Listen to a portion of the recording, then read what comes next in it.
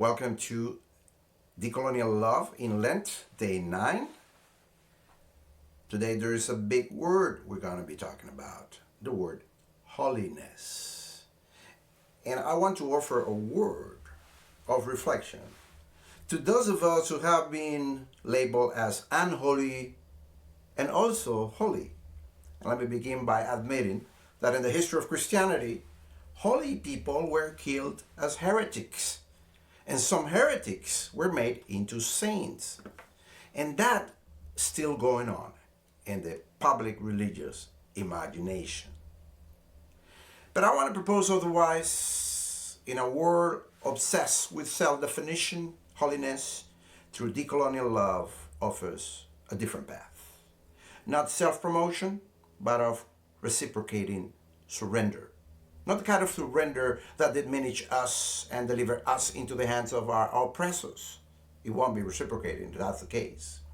But the surrender that helps us recover our dignity as beloved, purposeful, and whole. Now, imperial powers and colonial systems often try to take God's place and steal God's authority to demand absolute loyalty and obedience. In that world, holiness becomes resistance, a quiet refusal to let imperial algorithms, and I have counted at least 14 categories, to define who we are and what our value is. Holiness, therefore, is not perfection. It's authenticity and commitment to mutual healthy growth. A holy person lives their humanity fully with love, justice, and care for others. The same in private than in public.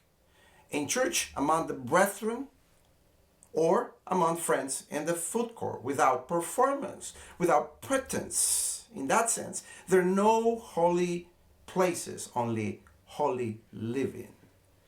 Now, folks, I planted 4 churches and worked with hundreds of leaders and pastors, and I gotta say that I'd rather spend time with holy people in a bar or in a golf court than with evil people in churches and worship places. Let's not take place for granted. In Matthew 25, Jesus reminds us that holiness often appears where we see weakness and not where we celebrate power, privilege, and achievement.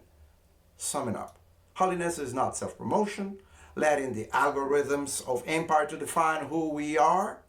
It is quiet resistance in the power of the Spirit while we learn to live whole. This Lent, the question goes deep and very personal.